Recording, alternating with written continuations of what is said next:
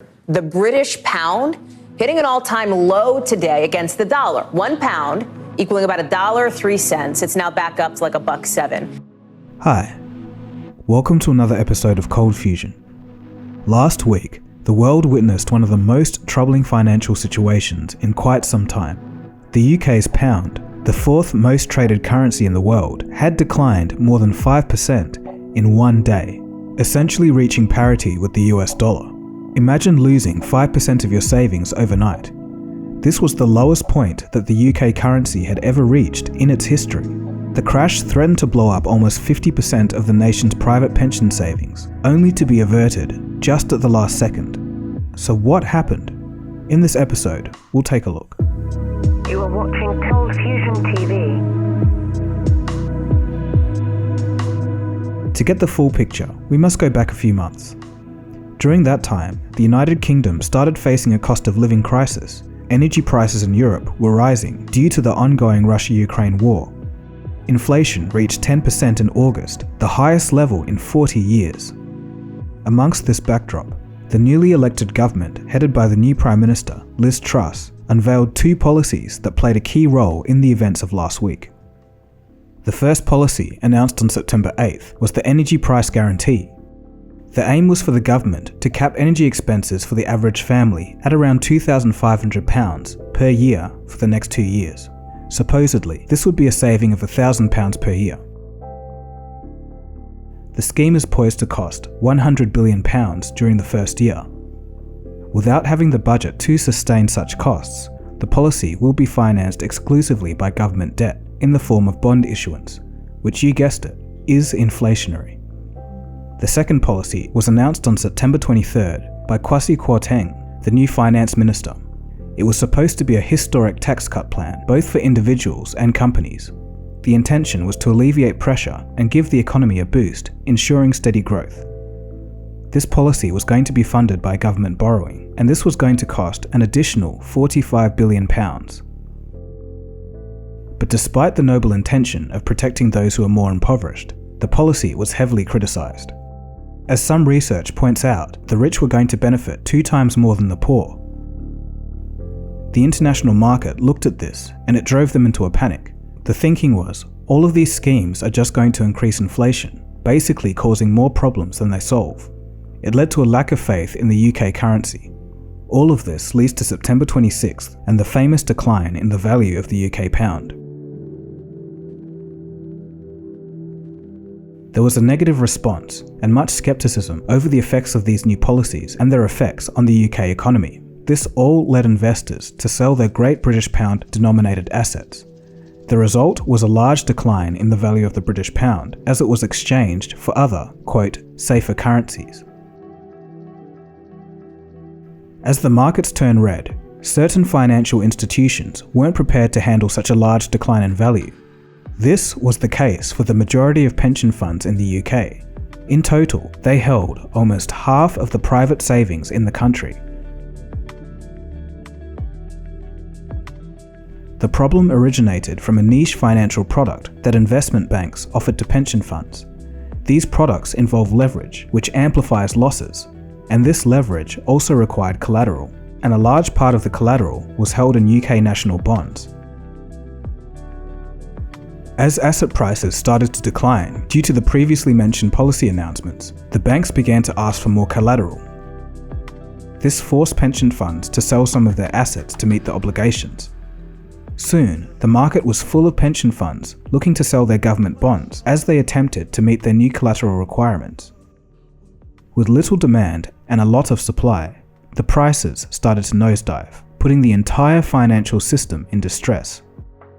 It was the start of a doom cycle, and if it completely blew up, almost 50% of private savings in the UK would have been decimated. But a crisis in Britain's pension system is a crisis for the whole financial system.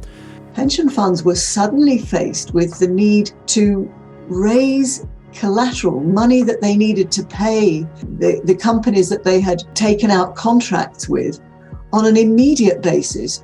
So they were actually adding to the vicious spiral by selling gilts in the market as well, which then made prices go even lower.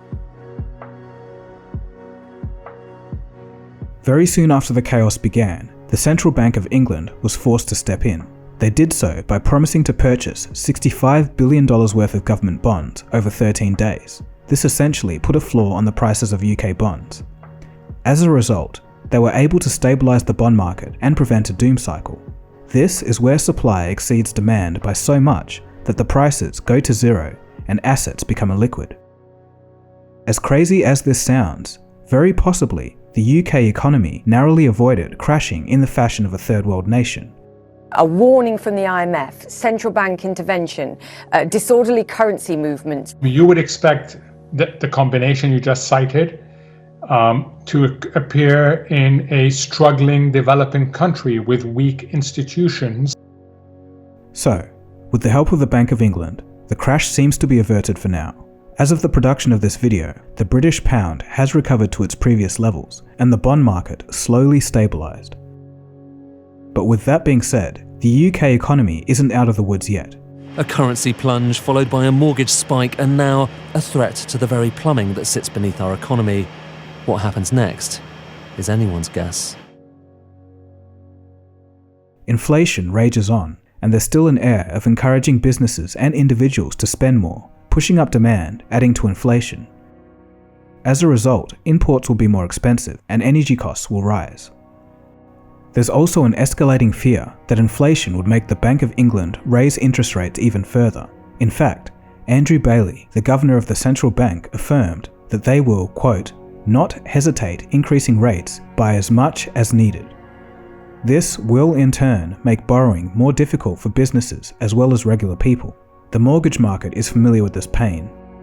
Since the whole debacle, mortgage lenders have withdrawn 40% of their new and available mortgages from the market, while at least 20 providers have extended their fixed-rate programs. For the new buyers, this has made purchasing a home virtually impossible, while existing homeowners with fixed-rate products, remortgaging could double their interest payments, adding more than £2,000 a year to annual expenses.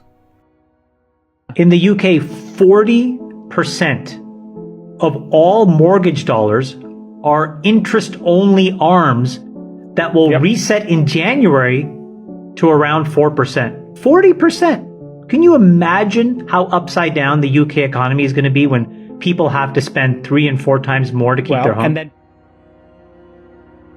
As for the UK government, they've panicked and already reversed the tax cut policy. Admitting failure after all of this commotion and after just being sworn in is a terrible look for the current administration. The panicked price spike in the UK bond market has also cooled, so is the worst over? No. Markets are calmed for now by the Bank of England's £65 billion band-aid and a report that Prime Minister Liz Truss will consult more widely on her bonkers plan to borrow money to cut taxes for the rich. But the market's desperately hoping that the lady is for turning. Meanwhile, so much money is flowing out of the London Stock Exchange, the FTSE is again getting close to losing its position as Europe's biggest stock market to France. So it's not just the UK that's in trouble. There's a lot going on in the financial world right now, and I do want to make episodes on a lot of these, but I'll summarise it here. To start, 2 major financial institutions are in trouble, Credit Suisse and Deutsche Bank, and their stock prices have recently fallen by 40%. These are international systemic banks with $2.7 trillion in assets between them. These institutions are linked to other critically global financial institutions. So if they give out, many experts say that it might be another 2008 Lehman Brothers event. But at this point, nobody can be sure. It just looks risky. China is also having issues. Their currency has fallen and the property market is shaky. Zero-COVID policies are reducing economic output and causing pockets of civil unrest, and there's much more. Globally, interest rates are rising, putting strain on the massive amounts of debt held by nations, companies, and individuals. Investors are getting scared and running into the US dollar for safety, causing it to rise and become a wrecking ball, decimating the relative value of other currencies. And because the US dollar is the reserve currency, pretty much all other countries need it to pay for basically anything. So it's a major problem. If things get bad enough, other central banks may reverse course, just like the Bank of England. They'll lower rates again and print more money. It could stave off a possible depression, but at the sacrifice of all of our currencies. Alright, so that's a lot, so I'll stop cramming in the info here. But to wrap it up, back to the topic of this video, I'd like to hear from those in the UK. What are the conversations like among your friends and family? What does everyone think about the government's mishap? I'm very interested to see your comments. If you want to see another financial video, I've made one on how money is created, and in watching it, you might see some things I mentioned happen, already starting to happen. It's kind of interesting. Anyway, that's about it from me. Thanks for watching. My name is Dagogo, and you've been watching ColdFusion, and I'll catch you again soon for the next episode. Cheers guys. Have a good one.